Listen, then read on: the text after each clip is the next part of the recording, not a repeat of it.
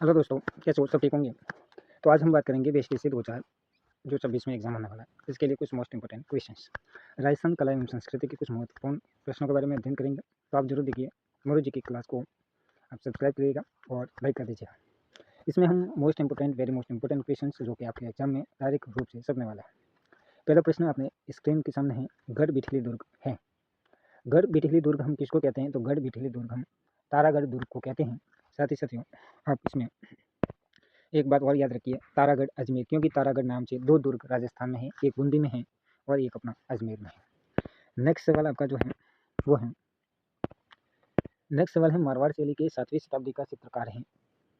तो मारवाड़ शैली के 7वीं शताब्दी का चित्रकार पूछा है, तो आपको पता है कि मारवाड़ चित्रशैली जो चली, इसके जितने भी अपन चित्रकारों को पहचानने की बात आती है तो हम इसके पीछे घाटी लगा हुआ होता है, जिससे हम पहचानते हैं कि मारवाड़ चित्रशैली के चित्रकार रहे होंगे। लेकिन यहाँ पर आपको शिवदास भाटी, अमरदास भाटी, नारायण दास भाटी जैसे नाम देखने को मिलेगा। तो इसमें आपने मारवाड़ शैली में जब आपको 7वीं शताब्दी के बारे में पूछा जाए तो इसमें अमरदास भाटी होगा आंसर। जी हाँ साथियों, अमरदास भाटी मारवाड़ शैली के बहुत ही महत्वपूर्ण कलाकारों में, चित्रकार में हुए हैं। इसके अलावा नेक्स्ट क्वेश्चन है आपके सामने। नेक्स्ट क्वेश्चन जो साथियों आपके सामने है वो है, श्रीनाथ जी की प्रतिमा के पीछे कपड़े पर बनाए गए चित्र कहलाते हैं। जी हाँ साथियों, श्रीनाथ जी की प्रतिमा के पीछे कपड़े पर जो चित्र बनाते हैं उन चित्रों को हम पेशवाई कहते हैं। उन चित्रों को हम क्या कहते हैं? पेशवाई कला कहते हैं। जी हाँ, लेकिन कपड़ों पर हम लोक देवताओं के जो चित्र बनाते हैं उसको हम फड़ कहते हैं। और फड़ कहाँ की फेमस है? फड़ आपको पता है कि शाहपुरा भिलवाड़ा की फेमस है, जहाँ पर फड़े बनाई जाती है, जहाँ पर लोक देवताओं को कपड़े पर चित्रण होता है। लेकिन जब श्रीनाथ जी की प्रतिमा के पीछे कपड़े पर जब चित्रण होता है तो इसको हम पेशवाई कला कहते हैं। और पेशवाई कला नाथ द्वारा राजसमंद की फेमस है। नेक्स्ट क्वेश्चन है, मथुरा कलाकार संबंधित हैं, तो मथुरा कलाकार संबंधित हैं तो मथुरा के कलाकार किस चित्रशैली से संबंध रखते हैं? तो वो किशनगढ़ चित्रशैली से संबंध रखते हैं, क्योंकि किशनगढ़ चित्रशैली और मथुरा चित्रशैली का जो मिला जुला रूप है वो देखने को मिलता है। नेक्स्ट क्वेश्चन है, राज सिंह प्रथम ने किस स्थान पर श्रीनाथ जी की मूर्ति स्थापित की थी? जी हाँ साथियों, राज सिंह मेवाड़ के शासक हुए, जिन्होंने नाथद्वारा के अंदर श्रीनाथ जी की मूर्ति स्थापित की थी। वृंदावन से कुछ ब्राह्मण लोग जो हैं वो लेकर के आए थे, तो इन्हें यहाँ पर ठीक है नाथद्वारा में स्थापित करवाया था। राज सिंह ने ही इस मंदिर का निर्माण करवाया नाथद्वारा के अंदर, और ये मंदिर काफ़ी फेमस हुआ। इस जगह का नाम भी नाथद्वारा है, ये राजसमंद जिले में पड़ता है। नेक्स्ट क्वेश्चन है, नासिरुद्दीन ने किस जगह महाराणा अमर सिंह के समय रागमाला चित्रित की? वेरी मोस्ट इंपॉर्टेंट क्वेश्चन है, आप स्टार लगा सकते हो इसके प्रश्न पर। नासिरुद्दीन एक काफ़ी प्रसिद्ध चित्रकार हुआ, ये मेवाड़ चित्रशैली से संबंध रखते हैं नासिरुद्दीन, ये पहली बात याद रखिएगा। दूसरी बात है, महाराणा अमर सिंह, जी हाँ, महाराणा अमर सिंह के समय में इन्होंने रागमाला का चित्रण किया था, और ये रागमाला का चित्रण छावड़ में हुआ था। आपको पता होगा कि महाराणा प्रताप ने अपने अंतिम समय में छावड़ को ही राजधानी बनाई थी। इस प्रकार से आप याद रखिए, तो छावड़ के अंदर ही रागमाला का चित्रण हुआ है। नासिरुद्दीन मेवाड़ चित्र शैली के प्रमुख चित्रकारों में नाम आता है इनका। इसके अलावा नेक्स्ट प्रश्न है, राष्ट्रीय गीत गोविंद चित्र की शैली का, यानी गीत गोविंद जो चित्रण हुआ है ये किस शैली में हुआ है? तो ये मेवाड़ चित्र शैली से संबंध रखता है गीत गोविंद। नेक्स्ट क्वेश्चन है, मरुवाणी क्या है? मरुवाणी राजस्थानी भाषा का शब्दकोश है, राजस्थानी गीतों का संग्रह है, राजस्थानी भाषा की मासिक पत्रिका है, या जयपुर रेडियो स्टेशन से प्रचारित कार्यक्रम है? तो साथियों, ये राजस्थानी भाषा की मासिक पत्रिका है मरुवाणी। तो यह मासिक पत्रिका आपके एक संस्थान द्वारा जारी की जाती है, राजस्थानी भाषा की मासिक पत्रिका है मरुवाणी। ओके, नेक्स्ट क्वेश्चन है कि अकबर के नवरत्नों में राजस्थान के कौन से कवि शामिल थे? तो अबुल फजल राजस्थान से संबंध रखते हैं, जो कि अकबर के नवरत्नों में शामिल थे, पता होगा। इसके अलावा नेक्स्ट क्वेश्चन है, नैन्सी रिखियात किस भाषा में लिखी गई है? तो नैन्सी रिखियात जो है वो अपनी राजस्थानी भाषा में लिखी गई है। नैन्सी वही मेहनत नैन्सी जिन्हें अबुल फजल कहा जाता है राजस्थान का। इसके साथ ही नैन्सी जो हैं वो नैन्सी रिखियात लिखी थी, जिसमें इन्होंने राठौड़ों के बारे में इतिहास, यानी जोधपुर का इतिहास इसमें उन्होंने लिखा है। और नैन्सी जो खियात है इसकी भाषा राजस्थानी है, याद रखिएगा, मोस्ट इंपोर्टेंट प्रश्न है।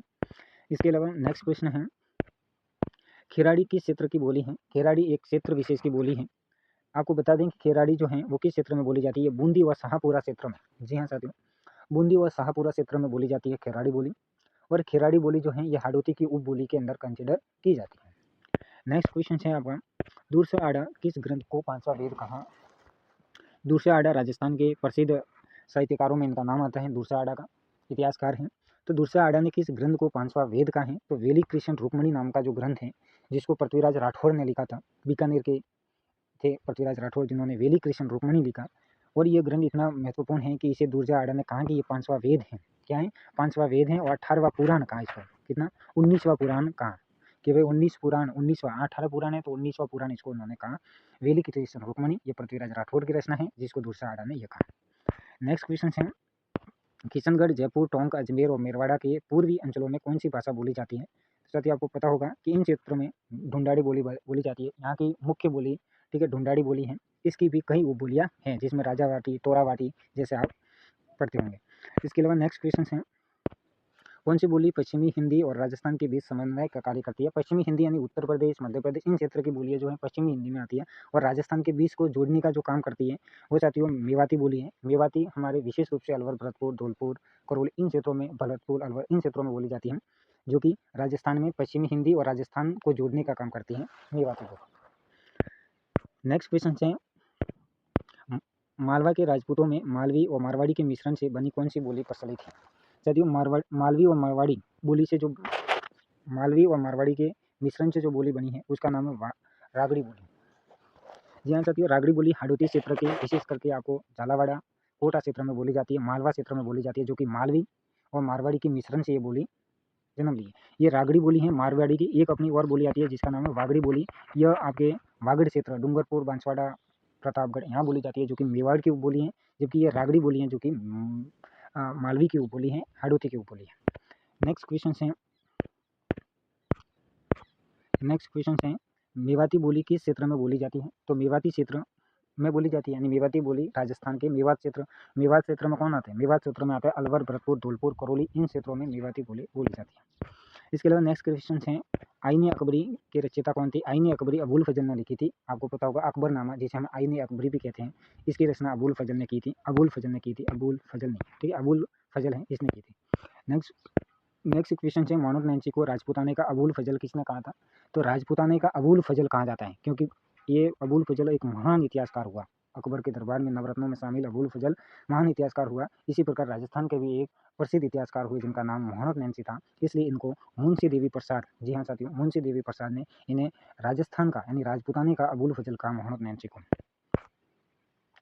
इसके अलावा साथियों आज के लिए इतना ही है और आपको ये जो है क्वेश्चंस किस प्रकार से लगे हम और भी इसमें थोड़ा सुधार करेंगे। और जो भी आपको जो है एसटीसी की तैयारी कर रहा है या अदर एग्जाम की तैयारी कर रहा है तो आप जुड़ सकते हैं। आपको कुछ मोस्ट इंपोर्टेंट क्वेश्चंस जो कि आपके एग्जाम में डायरेक्ट इनडायरेक्ट सपने वाले हैं तो लेकर के आएंगे। ऑल द बेस्ट साथियों, चैनल से जरूर जुड़िए, चैनल को सब्सक्राइब आपको जरूर करना है। कई साथी जो वीडियो को देखते हैं सब्सक्राइब नहीं करते हैं तो ऐसी बातें नहीं होती है, ठीक है। लाइक करो, सब्सक्राइब करो, हम ऐसे ही क्वेश्चन लाएंगे, ये आपके लिए इंपॉर्टेंट है, सुन करके लाए। ऑल द बेस्ट साथियों।